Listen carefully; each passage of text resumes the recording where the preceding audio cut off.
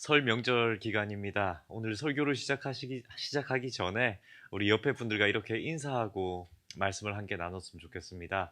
새해 복 많이 누리시기 바랍니다.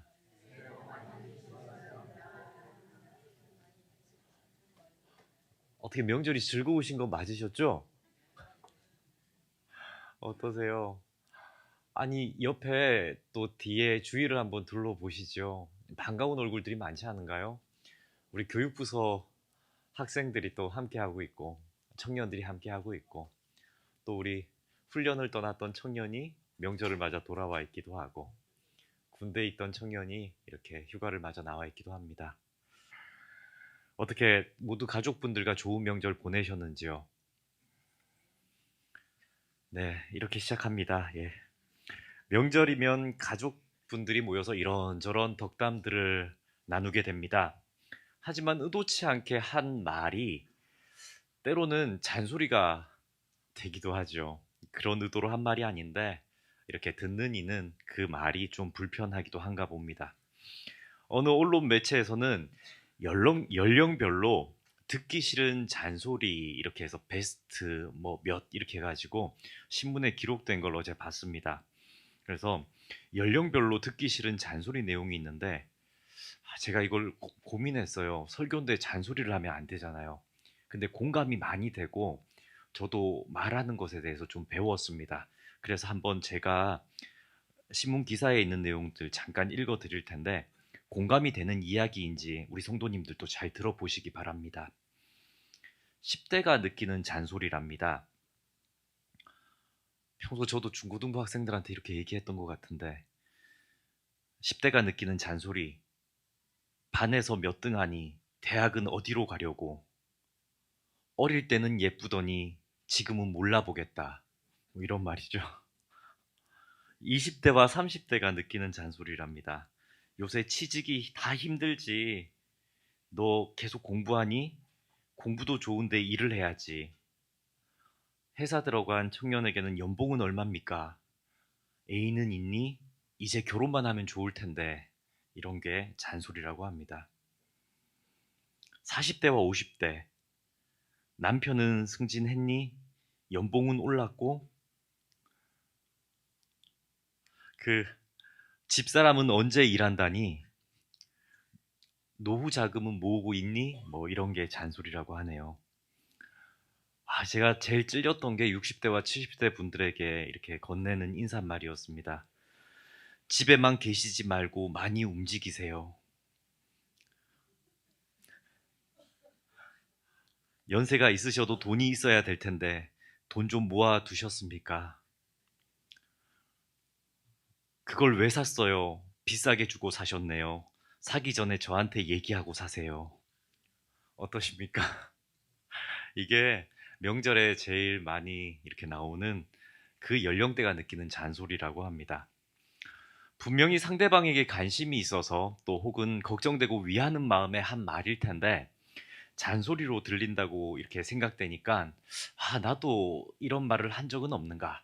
혹 나는 좋은 의도로 이렇게 얘기했던 건데 상대방의 마음은 좀 불편하지 않았을까 하는 생각들이 들었습니다. 그런데 오늘 제가 설교를 준비하면서 꼭 이런 생각이 들었습니다. 성경이 거듭 강조하는 하나님의 말씀이 저와 성도님들에게 이렇게 나아갈 때 잔소리로 들리는 것은 아닐까 하는 생각이죠. 하지만 오늘 우리가 함께 나누는 하나님의 이 말씀이 성령님의 음성과 같이 우리 성도님들에게 들려지기를 주님의 이름으로 축복합니다. 노벨 물리학상을 받은 독일의 과학자 아인슈타인이 이런 말을 남겼습니다. 성공한 사람보다는 가치 있는 사람이 되라. 그리고 남을 위해 산 인생만이 가치 있는 삶이다 하는 말이죠. 저 역시 자라면서 부모님에게 그리고 부모님 연배의 많은 분들에게 늘 들었던 말들이 있습니다. 돈이 인생의 전부가 아니다. 좀 베풀면서 살아라. 네가 베푼 선행은 반드시 너한테 다시 돌아올 테니 좀 베풀면서 살아라 라는 말들입니다. 하지만 언제부터인지 이 땅을 살아가는 사람들에게 돈은 신과 같은 존재가 되었습니다. 돈은 신과 같은 존재요. 자본주의 시대를 살아가면서 물질 만능의 그런 쾌락을 맛본 이 시대의 사람들에게는 어떠한 것보다 재물을 모으는 것은 삶의 최고의 목적이 되어 버렸습니다. 부유함이 주는 유익을 부정할 수 없는 것은 사실이죠. 하지만 또한 부유하다거나 그 소유가 많다고 해서 모두가 행복하고 즐겁고 평화로운 삶을 살 수 있는 것도 아닐 텐데, 요즘은 참 많은 사람들이 돈을 모으는 것, 돈을 가지는 것, 돈을 축적하는 것, 더 많은 돈을 발견하는 것에 인생의 최우선 순위를 두고 살아가는 것 같습니다. 물론 돈이 무가치하다는 것은 절대 아닙니다. 다만 돈에 최고의 가치를 두고 살아가는 것은 어리석은 일이라고 성경은 말씀하고 있습니다. 그래서 성경은 디모데전서 6장 10절 말씀에 이렇게 우리에게 가르쳐 줍니다. 우리 함께 읽겠습니다. 돈을 사랑함이 일만하게 뿌리가 되나니 이것을 탐내는 자들은 미혹을 받아 믿음에서 떠나 많은 근심으로써 자기를 찔렀도다. 아멘. 이와 같은 맥락으로 오늘 본문에서도 예수님은 제자들에게 이렇게 말씀하십니다. 오늘 본문 24절에 있는 말씀인데 제가 읽어드립니다. 한 사람이 두 주인을 섬기지 못할 것이니 혹 이를 미워하고 저를 사랑하거나 혹 이를 중히 여기고 저를 경히 여김이라. 너희가 하나님과 재물을 겸하여 섬기지 못하느니라. 아멘. 예수님은 이미 재물에 쉽게 마음을 빼앗기는 인간의 본성을 알고 계셨습니다. 창조주 하나님을 믿지만 눈에 보이는 재물을 탐하려는 유혹에 약한 인간의 그 본성을 알고 계셨던 거죠. 200억의 현찰을 가진 부자가 쓴 한 사설을 읽은 적이 있습니다. 그러니까 부동산 이런 거 다 빼고 현찰로만 200억을 가지고 있답니다. 그 사람이 이렇게 사설을 하나 쓰면서 이렇게 얘기를 하더라고요. 그 신이 필요 없다는 거죠. 통장에 잔고가 넉넉하게 있고 이 현찰은 써도 마르지가 않는답니다. 그러니 이 시대를 살아가는 자신에게 있어서 큰 어떠한 일만 없다면, 혹 그러한 일이 일어난다 할지라도 자신이 가진 능력으로 다 대처할 수 있다라는 얘기의 내용이었죠. 그래서일까요? 그러한 이들을 동경하고 그러한 이들을 이렇게 되고 싶은 마음에서인지 이 시대를 살아가는 우리는 안타까운 삶의 현장을 많이 목도하게 됩니다. 재산 다툼과 부모의 유산을 배분하는 분쟁으로 인해서 가족이 분열되고 또 그 후에는 냉담하게 살아가는 사람들의 이야기들을 자주 접하게 됩니다. 멀리 있는 이야기도 아니죠. 가족에게도 이러할진데 하물며 타인들과의 삶 가운데에서 재물이 주는 유혹, 돈을 탐하고 살아가는 사람들에게 있는 마음의 강팍함은 어떠하겠습니까? 이처럼 재물에 집착하게 되면 하나님이 주신 두 계명, 하나님을 사랑하는 것과 이웃을 사랑하는 것을 결코 실천할 수 없게 됩니다. 하지만 예수님은 그러한 삶이 아니라, 재물을 섬기는 삶이 아니라 하나님을 섬기는 삶을 강조하셨죠. 하나님을 섬겨라. 하나님을 섬겨라. 하나님을 믿어라. 그래서 예수님은 오늘 본문 19절과 20절에 이렇게 우리에게 말씀하십니다. 너희를 위하여 보물을 땅에 쌓아두지 말라. 거기는 좀과 동록이 해하며 도둑이 구멍을 뚫고 도둑질하느니라. 오직 너희를 위하여 보물을 어디에요? 하늘에 쌓아두라. 거기는 좀이나 동록이 해하지 못하며 도둑이 구멍을 뚫지도 못하고 도둑질도 못하느니라. 아멘. 우리는 흔히 이 구절을 보면서 보물을 하늘에 쌓아두라라는 이 말씀을 이후에 나오는 24절의 재물이라는 단어와 연계해가지고 그냥 흔히 이렇게 오해하곤 합니다. 보물을 하늘에 쌓아두라라는 말씀을 어떻게 오해하냐면 교회에 헌금 많이 하십시오. 이렇게 오해한다는 거죠. 대충 그냥 이렇게 본문 말씀을 보면 교회에 헌금 많이 하십시오. 이러한 걸로 우리는 오해합니다. 하지만 이 19절의 말씀을 자세히 한번 들여다보겠습니다. 다시 한번 19절 말씀인데요. 함께 읽겠습니다. 너희를 위하여 보물을 땅에 쌓아두지 말라. 아멘. 예수님이요, 이렇게 얘기하시는 거예요. 너희를 위하여 보물을 어디에 쌓아두지 말라고요? 땅에 쌓아두지 말라. 그러면서 왜 땅에 쌓지 말라고 하냐? 그 이유가 무엇입니까?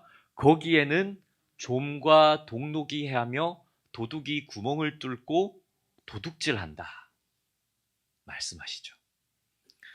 세상에 얼마나 많은 사람들이 자신의 보물들을 이렇게 허비하고 있는지 모릅니다. 썩어서 없어지는 일들에 투자하고 또 그것이 사라질까 두려워합니다. 금고에 꽁꽁 모아두고 감추어두고 얘기도 안 합니다. 돈이 많은 사람들은. 그런데 또 누가 그것을 혹 감추어둔 것을 훔쳐갈까 노심초사하기도 합니다. 예수님은 그렇게 하지 말라고 말씀하십니다. 또한 누가복음 12장에 보면 어리석은 부자에 대한 비유를 예수님은 말씀하십니다. 누가복음 12장 19절과 20절의 말씀 우리 함께 읽겠습니다. 또 내가 내 영혼에게 이르되 영혼아 여러 해 쓸 물건을 많이 쌓아두었으니 평안히 쉬고 먹고 마시고 즐거워하자 하리라 하되 하나님은 이르시되 어리석은 자여 오늘 밤에 내 영혼을 도로 찾으리니 그러면 내 예비한 것이 네 것이 되겠느냐 하셨으니 아멘. 여기 이 비유에서 부자는 농사가 잘 되어서 곡식 쌓아둘 곳이 없었습니다. 그래서 좀 쌓아둘 곳이 없으면 나눠주면 될 텐데 그게 아니라 곡간을 더 크게 짓습니다. 그리고 모든 그러한 추수한 것들을 다 이렇게 넣어두죠.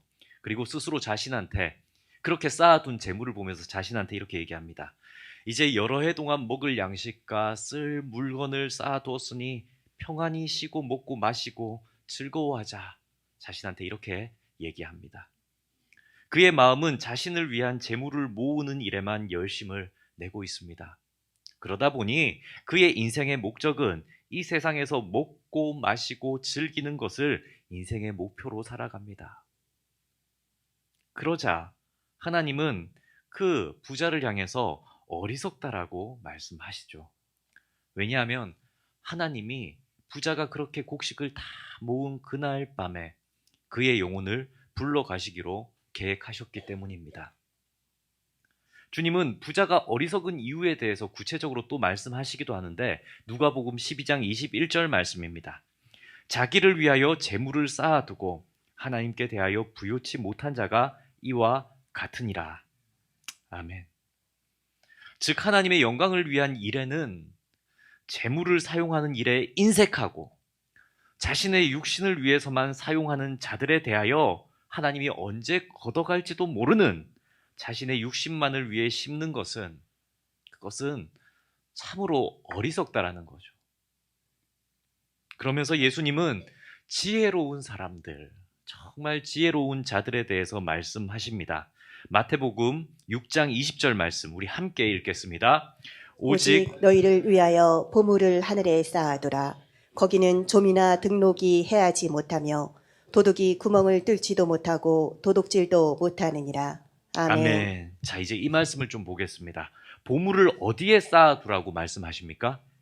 예, 좀이나 동록이 해하지도 못하고 도둑질 당하지도 않는 어디예요? 하늘에 쌓으라고 합니다. 자, 여기서부터가 중요한데요. 그렇다면 하늘에 쌓아두라라는 말은 무엇입니까?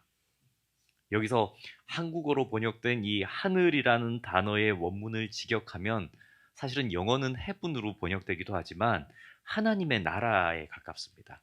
하나님 나라에 쌓아두라라는 거죠. 그러면 이 하나님 나라는 무엇을 의미합니까? 이 하나님의 나라요. 이 하나님의 나라는 하나님의 통치로 다스려지는 나라를 의미합니다. 그렇다면 결국 우리의 재물을 하늘에 쌓으라라는 말의 의미는 우리의 보물이 하나님의 통치답게 쓰여지도록 사용하라라는 의미인 거죠. 우리가 아끼는 보물들을 하나님의 통치답게 쓰여지도록 너희가 사용하라라는 말씀입니다. 그런데 잘 보십시오. 정말 오늘 우리가 읽었던 본문이 좀 길었죠. 그런데 이 본문이 통째로 하나로 연결된 이야기인데요. 그러면 이 하나님 나라, 하늘에 쌓아두라라는 이 하늘이라는 단어가 어느 구절에 또 연결되는가 하면 오늘 우리가 함께 나눴던 본문 33절 말씀입니다. 한번 보시겠습니까? 33절 말씀 제가 읽어드립니다. 그런즉 너희는 먼저 그의 나라와 그의 의를 구하라. 그리하면 이 모든 것을 너희에게 더하시리라. 아멘. 하늘에 쌓아두라. 그 하늘은 하나님의 나라. 그리고 33절에 먼저 어디요? 그의 나라. 그의 나라와 그의 의. 이 단어가 바로 하나님의 나라라는 단어와 동일한 의미로 쓰여진 단어라는 거죠. 그리고 먼저 그의 나라와 그의 의를 구하고 살아가는 자들에게 예수님은 무엇을 약속하셨습니까? 이 모든 것을 너희에게 더하시리라 약속하셨다는 겁니다. 이제 좀 이해가 되시죠? 하나님 나라를 구하고 살아가는 사람들, 하나님 나라의 통치대로 나의 보물을 쓰면서 살아가는 사람들, 그렇게 쓰며 그 보물을 하나님의 통치대로 사용하는 자들은 동록이나 좀이 그 보물을 해하지도 못하고 도둑이 훔쳐가지도 못한다. 그리고 그렇게 쓰면 누가 갚아주신다고요?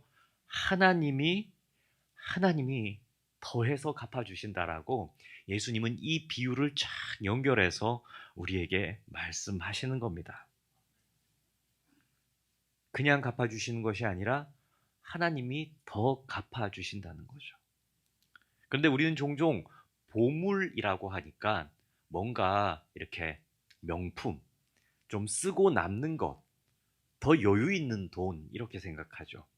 근데 그런 내용이 아닙니다. 오늘 본문 25절 말씀 우리 함께 읽겠습니다. 그러므로 내가 너희에게 이르노니 목숨을 위하여 무엇을 먹을까 무엇을 마실까 몸을 위하여 무엇을 입을까 염려하지 말라. 목숨이 음식보다 중하지 아니하며 몸이 의복보다 중하지 아니하냐. 아멘. 보십시오. 예수님께서 말씀하시는 너희들이 가진 보물이라는 것은 나의 어쩌면 생사, 어쩌면 나의 결핍을 채우는 어떠한 것이라 할지라도 너희가 그것에 너무 이렇게 거기에 매몰되어서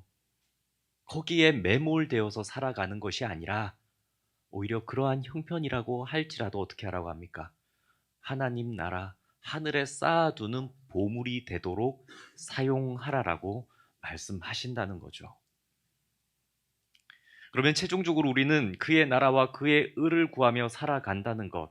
그러면 하나님 나라의 보화, 그 보물을 쌓는다는 것은 어떤 것인가? 도대체 어떻게 살라는 말인가? 하는 그러한 마지막 의문이 하나 생깁니다. 그런데 정말 이 이야기, 이 성경의 본문이 병행 구절인 누가복음으로 다시 연결되는데 누가복음 12장 31절과 34절의 말씀을 보면 어떻게 살아야 되는가에 대해서 잘 드러납니다. 우리 함께 읽겠습니다. 다만 너희는 그의 나라를 구하라. 그리하면 이런 것들을 너희에게 더하시리라. 적은 무리여 무서워 말라. 너희 아버지께서는 그 나라를 너희에게 주시기를 기뻐하시느니라. 너희 소유를 팔아 구제하여 낡아지지 아니하는 배낭을 만들라. 곧 하늘에 둔 바 다함이 없는 보물이니 거기는 도둑도 가까이 하는 일이 없고 좀도 먹는 일이 없느니라. 너희 보물 있는 곳에는 너희 마음도 있으리라. 아멘. 어떠십니까? 하나님 나라에 보물을 쌓아두라. 하나님 나라의 통치대로 너희가 재물을 사용해라. 그리하면 너희들에게 모든 것을 더해주겠다 약속하시면서 그러면 주님, 하나님 나라, 하나님께서 원하시는 곳에 재물을 쓰고 나의 보물을 쓰는 것은 어떤 일입니까? 라고 물으니 예수님이 뭐라고 얘기하신다고요? 너희 소유를 팔아 구제하여 낡아지지 아니하는 배당을 만들라, 이렇게 얘기하는 거죠. 이웃을 사랑하고 이웃을 돕고 나보다 불행한 이들을 향해 나아가서 구제하라라고 말씀하고 계신 겁니다. 결국 하늘에 우리의 보화를 쌓는 일은 구제하여 낡아지지 아니하는 배낭을 만드는 일, 이것이라고 말씀합니다. 이웃을 위한 사랑을 베풀기 위해서 우리의 보물을 사용하는 일을 의미한다는 거죠. 사랑하는 성도님들, 이 말씀이 그냥 교회에서 늘 듣는 어쩌면 명절 잔소리처럼 들려지지 않기를 소망합니다. 다 아시는 내용일지 모르나 우리가 이 말씀에 의지하여 이웃에게 베풀며 살아갈 수 있는 그리스도인이 되기를 축복합니다. 우리가 보물처럼 어쩌면 없으면 안 될 것 같이 여기는 내 생의 소중한 모든 것들은 내가 내 손으로 꽉 움켜잡으면 모두가 썩어 없어지거나 도둑질 당하게 될 뿐이라고 성경은 말씀합니다. 하지만 우리가 하나님 나라를 위해서 이웃에게 베풀 때에 그것은 하나님의 영광이 되며 하나님께서 우리에게 대갚아 주시는 하늘에 쌓아둔 보물이 될 것이라고 말씀하십니다. 명절을 보내고 있습니다. 제가 올해 우리 성도님들과 함께 있었던 것 같지만 이렇게 구정 명절을 담임 목사로 보내는 건 이번이 처음입니다. 그렇죠? 예. 근데 명절을 보내면서 정말 우리 한빛교회 성도님들의 따뜻한 이야기들, 우리 성도님들의 선행의 이야기들, 그리고 또 제가 직접 보는 일들도 참 많았습니다. 그저께 장례가 있었습니다.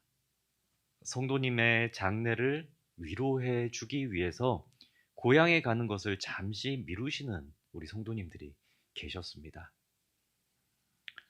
또 힘들게 만든 명절 음식들을 그냥 혼자 이렇게 드시는 것이 아니라 주위 분들에게 막 나눠주는 분들이 계시더라고요. 그리고 당신 또 어려운 형편임이 분명할 텐데 어려운 형편 중에서도 선물을 주고 선물을 베풀고 하는 그런 사랑을 베푸시는 모습들이 얼마나 많았는지 모릅니다. 타국에서 살아가기에 외로울까 염려되어서인지 그 명절날 음식과 과일을 가지고 찾아가서 선행을 베푸시는 모습도 보았습니다. 정말 사랑이 많은 우리 한빛교회 교우분들의 사랑들을 체험하는 그러한 명절 기간이었습니다. 성경은 사랑은 자랑하는 것은 아니라고 말씀합니다. 하지만 이러한 선행의 소식을 나눌 때에 우리 안에는 그 기쁨이 2배가 될 줄로 믿습니다. 우리 주님께서 허락하신 이 한빛 공동체가 더욱 사랑을 베풀고 또 나누고 서로 이해하고 서로 품고 주님 오시는 그날까지 사랑으로 하나 되어 살아가기를 주님의 이름으로 축복합니다. 우리 다 함께 찬양하시겠습니다.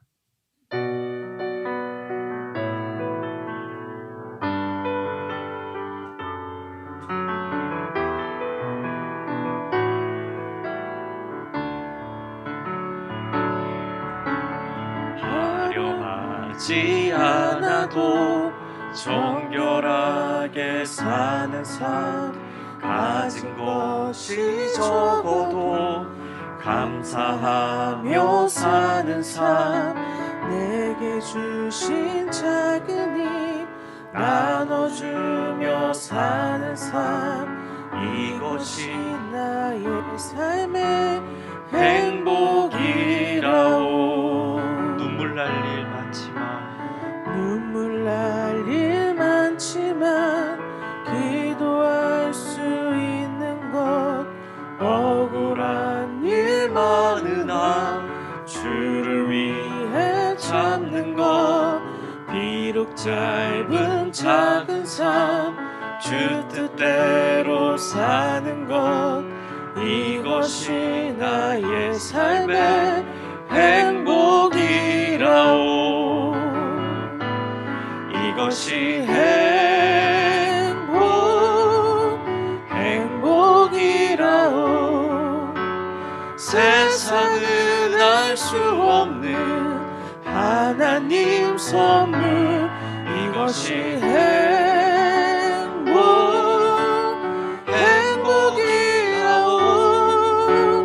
하나님의 자녀로 살아가는 것, 이것이 행복이라오.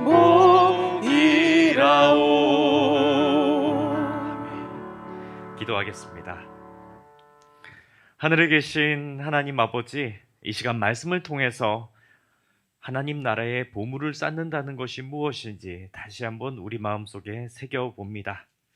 많지는 않지만 작은 것이라도 나눌 수 있는 넉넉한 예수 그리스도의 삶을 우리 또한 살아갈 수 있게 하여 주옵소서.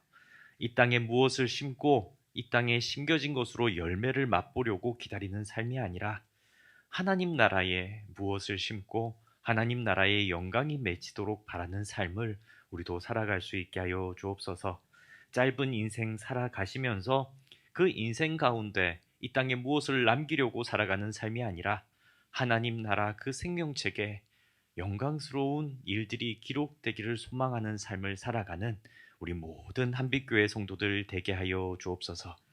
하나님 아버지, 지금처럼만, 지금 우리의 형편과 넉넉한 마음과 서로를 향한 사랑만큼만 계속 더 사랑하고, 계속 더 이해하고, 계속 더 품어주고, 계속 더 선물하고, 계속 더 기쁨을 전해주는 그러한 한빛교회 공동체 되도록, 아니 어쩌면 영적으로 더 부흥해서 더 형편이 넉넉해져서 더 많은 것을 가져도 이렇게 서로가 나눌 수 있는 저희 한빛교회 공동체 되도록 주님 늘 인도하여 주옵소서.